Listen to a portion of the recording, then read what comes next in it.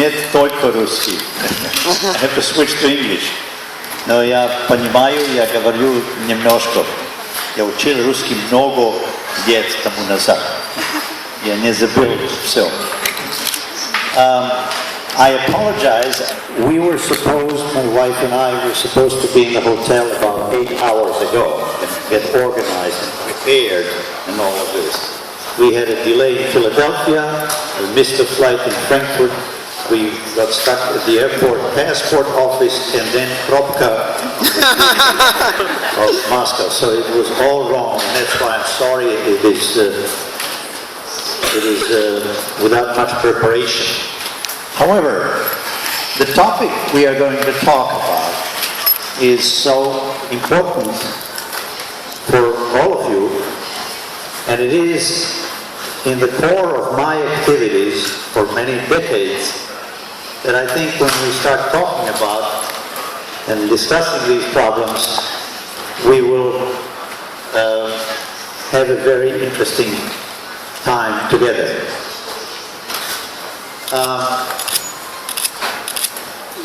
Strelke is talking about the change and how to handle change. Well, you certainly experienced a lot of change in transportation in Moscow in the last 10, 15 years. And it's not only Moscow, it's all Russian cities. The big change that came was especially with the increasing number of automobiles, and it's a very similar situation that occurred in many other countries, sometimes 30, 40, 50 years ago. We, in those Western countries, reacted to that and made a lot of success, made a lot of mistakes. We are now watching you, and we would like to not see the same mistakes repeated. So that's why we would like to tell you what was the situation and give a brief review of developments in transportation and cities during the recent decades.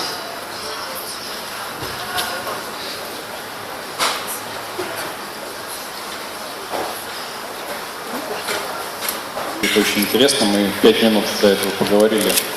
Я рассказал коротко о том, что мы собираемся делать, какие у нас планы, что мы сделали уже на сегодняшний день. Поэтому, безусловно, с удовольствием послушаю доклад. Что хочу сказать от себя, что, безусловно, профессор Вучик для нас это настольная книга, азбука, с которой мы начинали, когда готовили стратегию развития московского транспортного узла. Для многих, может быть, это новость, что такая стратегия вообще есть. Хочу заявить, что она скоро будет опубликована. Мы некоторые из разделов уже с некоторыми экспертами обсуждали. Поэтому, в принципе, хотел сказать большое спасибо, что меня пригласили сюда. И не буду отрывать всех от интересной лекции господина Вучика. Спасибо большое. Спасибо большое.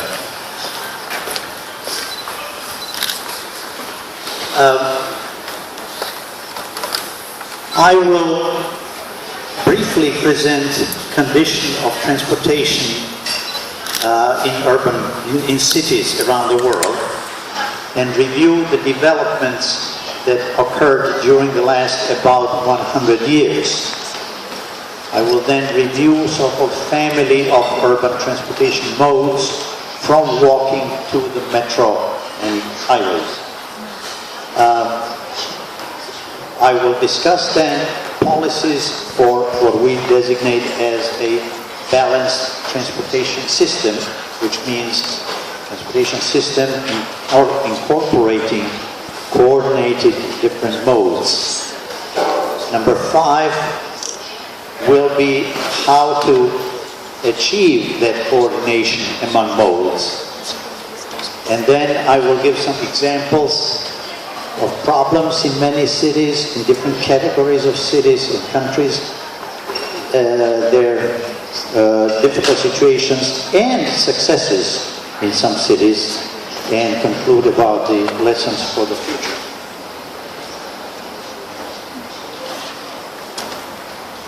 Present transportation system gives very high mobility for population. If we compare with 100 years ago, we can travel great distances with great speed and comfort and safety. That allowed great economic activities, increase, and lifestyle benefits. So we have made a huge progress. However, some serious problems remain, or some new problems have occurred, and they are such that we cannot ignore them. Quality of our service, speed and reliability are often unsatisfactory. I mean, you're probably here. I don't have to describe to you what a huge problem it is. I just spent 2 hours in a prototype. There are some inequalities and problems when we develop only one mode of transportation and neglect other modes of transportation. I will explain later how in the United States, at one time, the policy was, let's rebuild the cities for cars. And now we have learned why this cannot be done, or it cannot be done to create cities that we would like to live in. And then we have a lot of negative impacts of transportation systems which are not in good condition. The common problems are unreliable travel, a lot of time lost, huge highways, and a lot of parking areas built in cities which can be very damaging physically for the city. We created cities which are sometimes very unfriendly to pedestrians. Now we are going back and correcting that in many countries.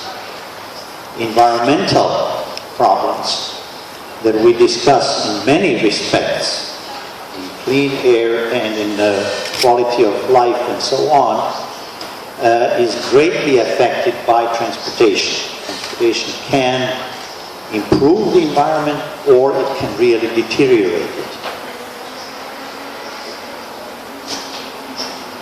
Long-range impacts on the city are enormous. And that's why the book that I wrote that was translated into Russian, I called it Transportation for Livable Cities, because we notice now that transportation has a huge impact not only on travel by vehicles, but on the type of city and type of living, quality of life in cities. Now, briefly, how we started 100 years ago.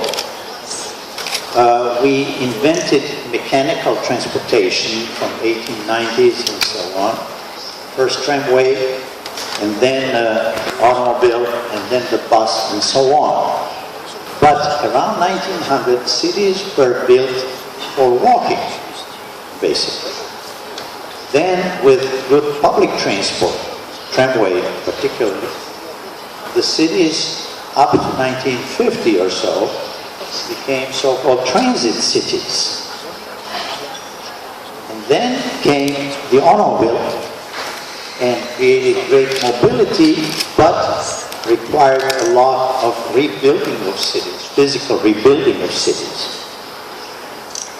In that period, when we got automobiles in America in 1930s to 50s, in Europe 20, 30 years later,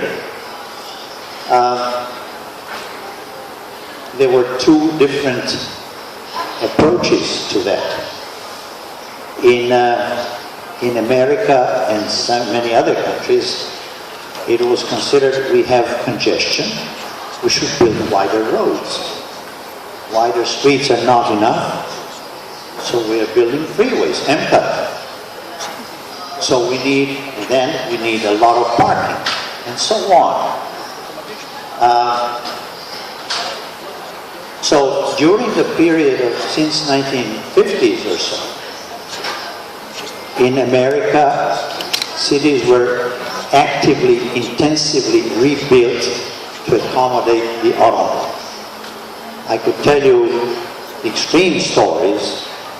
There was a plan to build an 8-lane M-cut crossing Manhattan, tearing down a lot of center city of New York. There was a plan for an elevated highway along the most beautiful beach in Honolulu. It was automobile. Everything else was not important.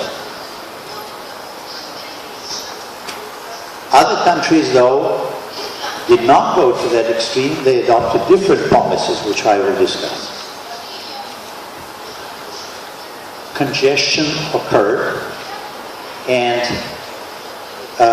the building of highways and parking began to have a major impact on cities. In a typical American city, especially medium-sized, if you go to Center City, you will see that more buildings in Center City are parking garages than everything else. You don't see many people there. Why? Because people are totally neglected. There is no reason for people to go around parking garages. So really it is, the cities became very unattractive. Socially, the problems became with people who do not drive or have cars, or children or elderly. We had two classes of people, automobile drivers and non-automobile drivers, who were economically disadvantaged and so on.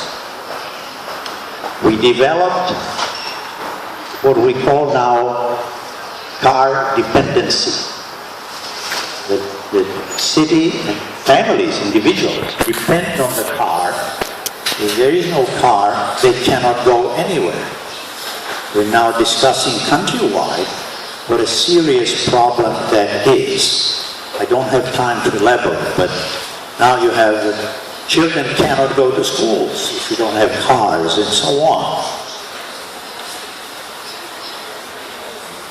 It's interesting that now, when you look at those cities that did most to adjust the whole city to the car, to build the highways and to build parking garages, they have more congestion on highways than cities which also develop public transport and encourage pedestrians, bicycles and so on. So this, just building more and more to solve Bropka, to eliminate Bropka, does not work.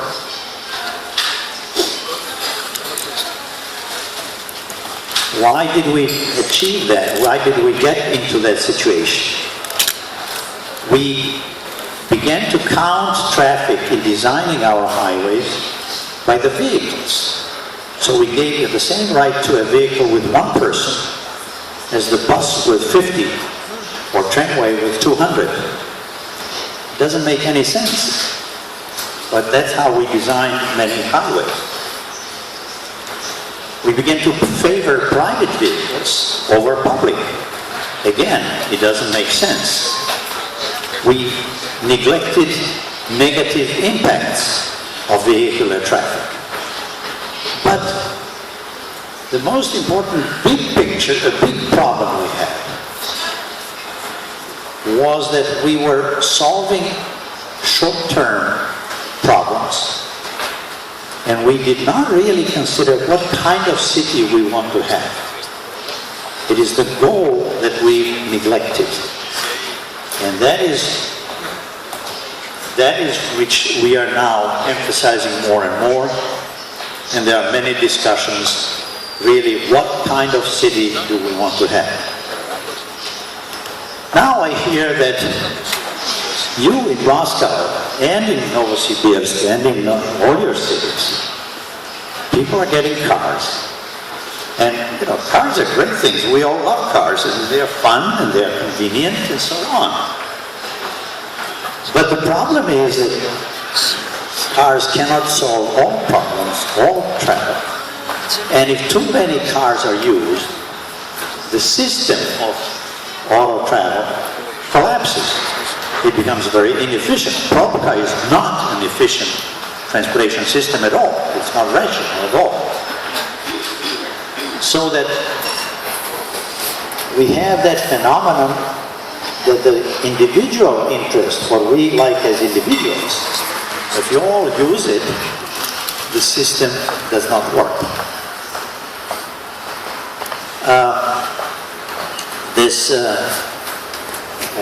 This situation is then something that we have to solve not only by short-term, but also by long-term view. But I hear that in Russian cities now, many people say, well, really, now I can buy the car, that's ultimate. I don't want to wait for that bus and so on. I don't want metro is down in the holes. And you find all kinds of excuses. And people find all kinds of reasons why they really have to use the car today. They consider then that the ultimate will be if we can have the car and use it wherever we want. That may be true in fairly small cities. Automobile works fine if many people have it. You need some transit for some social trips and children and so on. But physically it works. In a large city, if you want to adjust the city to the automobile, you cannot have a livable city. So if you people in Moscow or in Novosibirsk really want as many of you drive cars as possible, you will not have Moscow that you will like. You will deteriorate the city greatly. Just a few pictures. Well, cities vary from extremely high density to low density, and of course we have to have totally different systems serving Hong Kong here, relying on rail transit of high capacity, and try to avoid use of car, which is the lowest capacity. But congestion, Provka, like this one in Mexico and in many other cities, is really not a very efficient way, and that we should find a way to prevent rather than handle when it happens and we cannot solve it. The solutions were at one time build more highways. This was planned in Canadian City, and they argued this is like Los Angeles for the future. Opposition said, no, look at Los Angeles. We do not want a city like Los Angeles. And they prevented these freeways and developed better public transport and street system. This is in Chicago. They tried to solve by bringing too many people by car in a small density area. And they never solved the problems. In Seoul, they had very congested streets, but in the last 8 or 10 years, Seoul in Korea has done many drastic changes in improving buses, building metro, closing the highway along the river, making it more pedestrian friendly, really, and everybody is giving credit to Seoul that it's much more livable now than it was. This was at one point center city Los Angeles. Now is this a people-friendly city? This was the flood of automobiles that happened not only in America, but in Vienna, in Europe also. And then gradually you see that you cannot accommodate and do not want to accommodate all those cars. I think that you now have pressures. You need more parking. And last time I was here, I saw cars parked on Tverskaya on the sidewalk. They could not walk. I think that does not improve Tverskaya nor Moscow.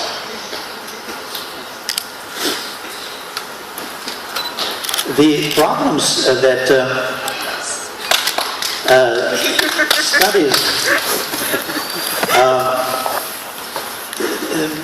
several countries did studies of urban transportation in the 1960s already. What do we do? How much do we rebuild and how do we reorganize urban transportation? In England, in Great Britain, Colin Buchanan developed a plan, traffic in towns. He analyzed the cities and transportation, had many useful conclusions how traffic and transport influences city. And he showed that in small cities there are no problems. In historic cities you divert traffic, and that was done successfully in some British cities. But in large cities it does not work if many trips are made by car. Now the solution Buchanan gave is we should use more buses then, put buses on streets. He has no idea how to handle traffic, because if you just add buses in congestion, people will not leave their cars and get into congested buses. So Buchanan did not find the solution, did not understand the situation. Germans did a study of that, and they did much more professional study, analyzing what are the mobility needs in cities, and said that one of the principles should be that every person in the city, every group of people, has a good transportation, which defines immediately that you cannot have car only, and that you should have intermodal transportation.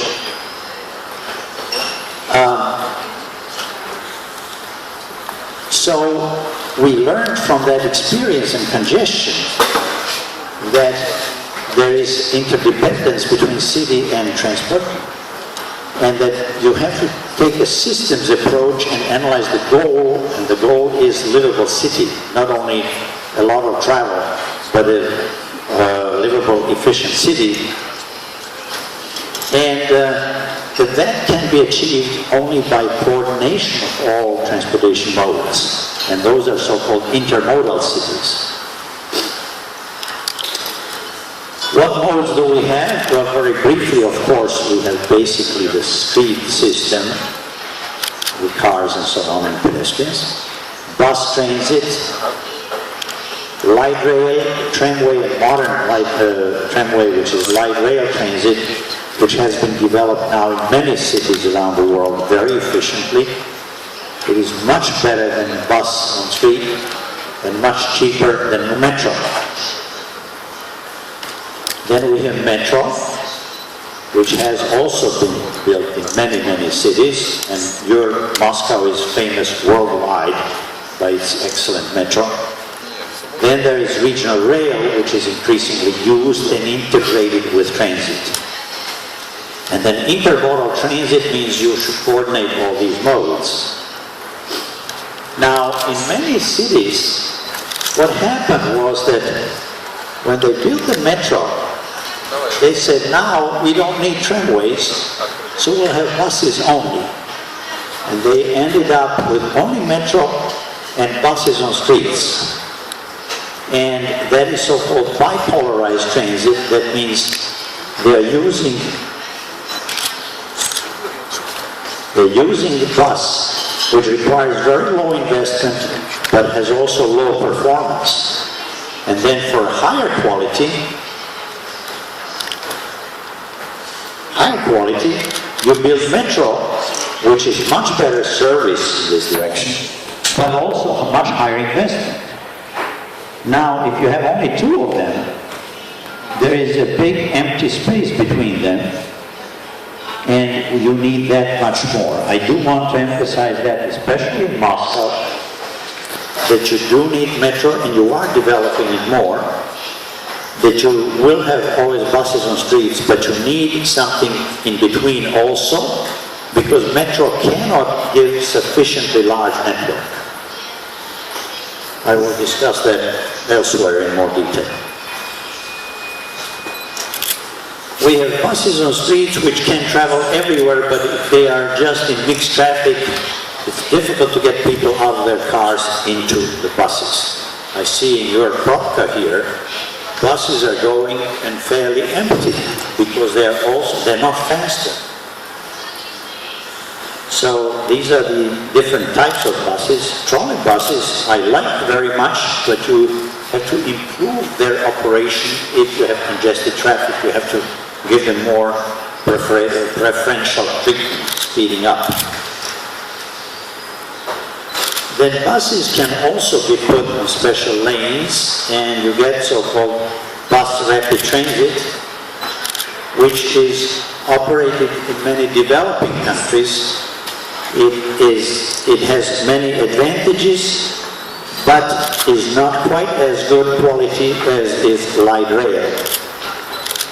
One of the problems with buses on separate rights-of-way is that they continuously have a pressure to let other vehicles in. And in a number of cities, there was good bus rapid transit, but then politically they decided we'll allow the vehicles with electric motors, we'll allow vehicles with more people and so on, and you slowly lose your bus rapid transit. A tramway which was in the streets got separated in many European cities and put in some tunnels in central areas. And then America also built new light rail transit. This one goes up to 100 kilometers per hour. It's in Texas city of Dallas, very auto-oriented. It has attracted many people from cars. And it has attracted all classes of people, all groups of people, poor and businessmen and students and young and old and so on. Los Angeles is now building, trying to recover from neglect of public transport. This is typically that you have many bus lines, and you replace those bus lines by a light rail. And this brings many more riders than this. The light rail has changed greatly so that your old-fashioned tramway is not similar to light rail. Light rail is much more attractive. We have many cities in Europe and in the United States which are developing the light rail, and now increasingly, together with rebuilding the entire areas, making them more pedestrian-oriented, more livable, and so on. French cities, there are about 20 cities, where they rebuilt the entire area together with the tramway, and has been very successful. Comparison of light rail and BRT is many times done. Each one has its advantages and some disadvantages and so on. And then we have metro, or rapid transit, which existed in only 20 cities about 50 years ago. Today, there are about 130 cities with metro. Metro definitely is an excellent system. The limitation is only it's very high investment cost, and therefore you cannot have such a dense network except in very large cities. So in Moscow, metro can serve major movements, but your policies are still from old times that when a city achieves 1 million population, it should build metro. So then it gets money from the federal government and builds, usually very expensive, one line of 8 kilometers. During that time, they neglect tramway and trolleybus and bus. And then the city has one line, which is good, but not the network. And that policy should be re-examined, because you should not decide like that, 1 million people, then you go to this new mode, which is much more expensive, but very small network. Metros in many cities renovate the city. This is in San Francisco, where it goes up to 130 kilometers per hour to suburbs and center city. Washington, this is an automated rail system in Vancouver. Paris had a huge metro, but very short stations and therefore slow for longer trips.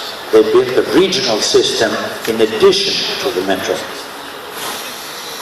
And regional rail is in many cases integrated with the rest of the system. So how do we look at the present situation and solve the problems? And if we look at the cities,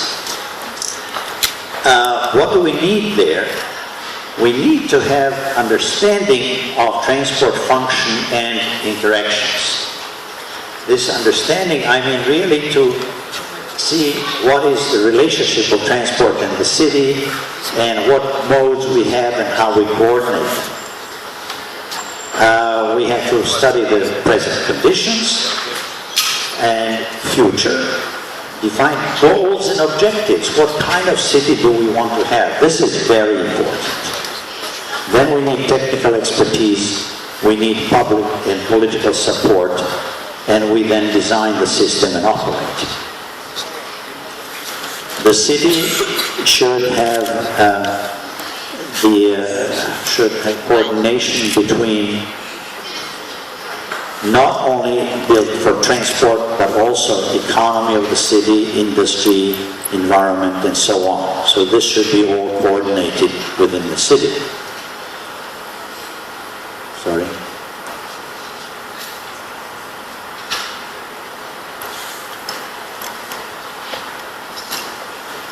So really, we sometimes do individual project here, individual project there, but really we should have at the top level what kind of city do we want to have, and that should determine the types of modes and so on. Now the problem is, how do we handle this that individuals tend to go to the cars most, but if too many go, we have an inefficient system. We have to achieve that intermodal balance by doing two sets of things, two sets of policies. One is to discourage the automobile. Why are we against the automobile? Because the side effects of the automobile on the city are quite serious, especially in large cities. So, and those side effects are not felt by the user, not paid by the users. So we do not want, we want to shift as much travel from private cars to public transport, and even in American cities returned a lot of those trips to walking. In California, they're doing studies now how to return to have more than 9% of children walking to schools. 91% are being chauffeured or bused to schools. That's absurd. Why? One of the reasons, we didn't build ways for children. They cannot safely walk to school. So we want to decrease attraction of the automobile, and these disincentives of the automobiles can be done by limiting parking, discouraging parking, especially in central areas, building, providing parking and charging of parking should be controlled. Then we have the road pricing, charging the automobiles for driving into center city, which was done in Singapore in 1975 very successfully. And it took nearly 30 years for other cities to use it. And now Scandinavian cities, Oslo, Stockholm, and Bergen, and so on are using it. London is using it. New York nearly came when political tricks started, but that is a very efficient way of reducing the flood of cars and having people feeling how much it costs when they drive. Now, if you suppress the car, then people complain it's not comfortable to live in the city. Well, we have to give it better public transit. So the second set of policies is transit incentives. And that means better services, more frequent services, independent services, and so on. This is just a short and simple sketch of the big fundamental problem we have. This is the price of driving a car. This is the gasoline, benzene, per kilometer, which is negligible, very small. Parking can be substantial.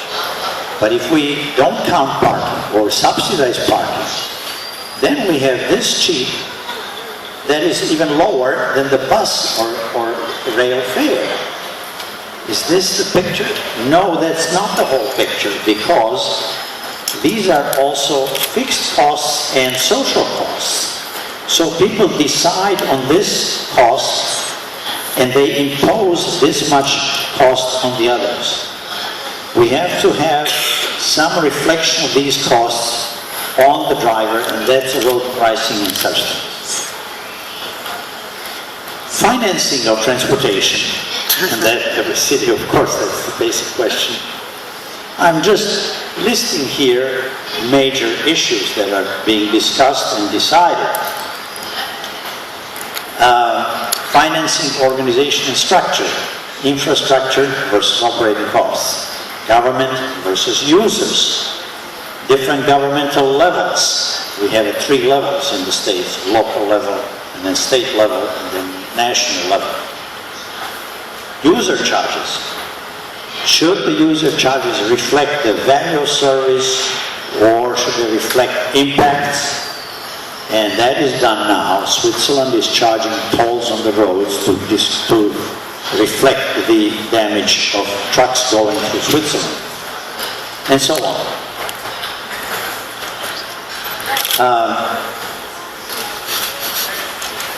There are many barriers in introducing these intermodal policies, defining them and then implementing them. And that, of course, is a special subject that can be discussed in great detail, and it's being discussed in many cities. Now, very briefly, let me just review types of countries and cities, what the condition they have in transportation. In developing countries, they have very serious problems, but they have very poor services. You have a city of 6 million in Kenya, which has no transit, only small minibuses, disorganized. People have no mobility. It's terrible. They don't have financing for the projects, they don't have expertise, they don't have organization. Some of them do have, and some of the developing countries have developed fairly good transportation systems in South America and some in Asia and so on. We have countries in transition, that is your country here, and China and other Soviet republics and so on. What is the situation there? Well, it's not totally lack of money. Sometimes you do have finances. You have technical expertise in many areas, although not always in traffic engineering and highways. I was just in China now, and they have widening of roads. They have huge metros being built. Those streets have no discipline at all. Now, if you're crossing, you have to jump away. They're way behind in traffic engineering measures and traffic discipline. With the metros, they're jumping immediately into some fully automated trains, with some mistakes, that those automated trains become much slower than regular, which means the service is not so good. Those are details. Now, in many developing countries, in many countries in transition, there is still missing systems approach, and there is inadequate understanding of intermodal complexities. This is still the problem. This is, if most of your people in Moscow believe that they should really solve their transportation by buying a car and driving more on the streets, that's exactly the opposite to the fact. What is now in industrialized countries? Well, after all these decades, there are many cities in the West which have chronic congestion. And they say, well, a large city with high auto ownership, it's logical that you have property. You have to live with congestion. So it's a situation that is very paradoxical, very inefficient. Congestion you still have in many cities, and maybe not as big as in Moscow, but if you fly over any city in the morning, you will see congested stop traffic. And most of the reports are how to avoid congestion. It's not a satisfactory, it's not an intelligent situation. This claims that in large cities you have to live with congestion. It's not true. So some increasing number of cities in industrialized countries have said, no, we do not have to live with propaganda, with inefficiency and all this. We can implement balanced transportation measures, and we can achieve livable cities. So if you really go now to Munich or Vienna or Stuttgart or Singapore and some US cities, Vancouver in Canada and so on, you'll find a very different situation. They have really pursued policies how to balance, how to improve greatly public transport, how to discourage private cars, and how to really design a city with encouraging pedestrians also, with looking at the quality of life and so on. I'm going from here to Scandinavia, a city that Bergen just built a new light rail system. Now they're planning extension, and they have debate, should that light rail go in tunnel in Center City? Or the other option is, no, for this 1 or 2 kilometers, we'll go a little bit slower, but the light rail with pedestrians works very well if you revive the city. So the whole discussion, what's the quality of service and quality of city? So we have, in these cities, if you look at this situation, I gave you this before, what we need for rational transport policy, you look at Singapore. Understanding in Singapore is excellent. Then, in 1975, they founded Land Transport Authority, which has jurisdiction over streets, public transport, parking policies, charges, road pricing introduced, and all of this. So this organization is very important, and I'm delighted to hear that now here in Moscow, Mr. Leclutov, that you have that organization. That's a major step, because in many cities we still have parking, private, let them charge whatever they want. They charge to encourage more people to come by car. Transit is separate, pedestrians nobody worries about. So that organization is very important. And then we have to discuss the goals and objectives. What is this? They have excellent technical expertise, they design, and they have political awareness that people understand. And if you really talk in Munich to people, they know that, well, it would be kind of one possibility to build more freeways, but we would destroy our Munich. Our Munich is a pedestrian city and it's excellent. People on the street have better understanding than many leading transportation people in some of those cities which believe you cannot do anything. So you need public support. And these red ones are what you find in cities which are really progressing toward these cities, these livable cities. In Singapore, they built some highways, but environmentally acceptable. In Philadelphia, we had this plan to have this 16-lane freeway separating the most historic part of Philadelphia and the United States from the river. After many discussions, we managed to have that covered, the freeway covered, and open up the city to the river. And now we are discussing even more how to make this river area more attractive and accessible by pedestrians. These garages in Center City are destroying Center City. I should mention that there is a book now very famous, High Cost of Free Parking, issued by Professor in Los Angeles, the most auto-oriented city in the States.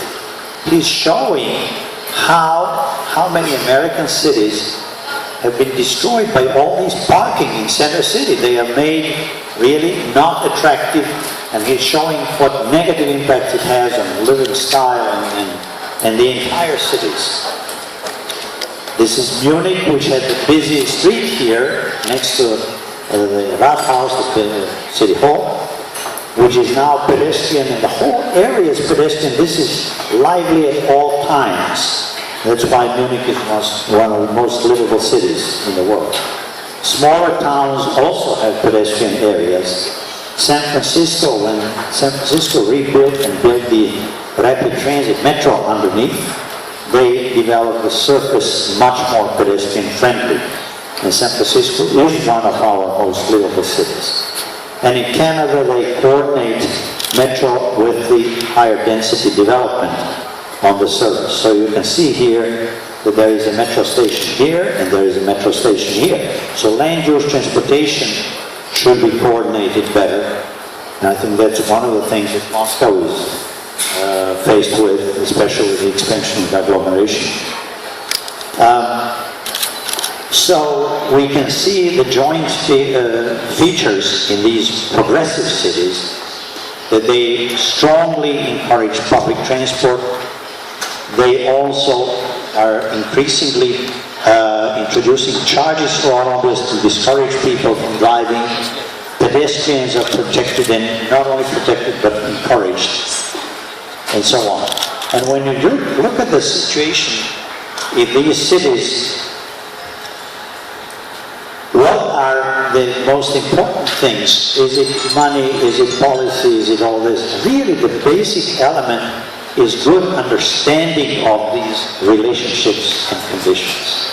In the diagram, the first one was understanding, and that is where you have to work to help the political leaders, to have good experts, and to also inform the public and show them how the city, how we should have balanced transportation system and not only encouraging cars. So we are very worried when we see Moscow and Beijing and Shanghai and so on, when they come and say, we need hundreds of thousands of parking spaces in Center City. Just a moment, be careful what you're doing. Many cities decrease that requirement, and you are increasing. Many Russian cities, tramway is old-fashioned, it's noisy. Nonsense. All over Europe, you're building new light rail systems, and you are still closing them like we did in 1950s. Now we're paying for that mistake. Pedestrians are obstacles to some cities. No, pedestrians should be the basic elements in the city. So we really have we want to encourage you to learn from those mistakes and not to repeat them.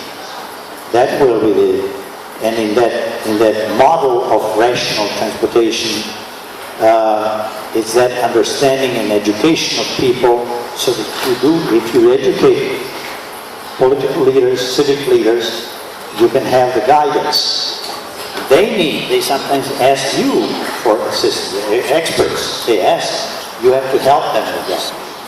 And then with the public also, you have to more emphasize, just a minute, if you drive now, you're adding to the problem, you're not solving it, you're the problem. So we have a big task in understanding and doing technical solutions and educating the public. So that's where we are, and we just hope that not only Moscow but really Russian cities should emphasize more and more what kind of city we want and see the transportation as an intermodal system and approach it through the complex systems approach. Thank you very much.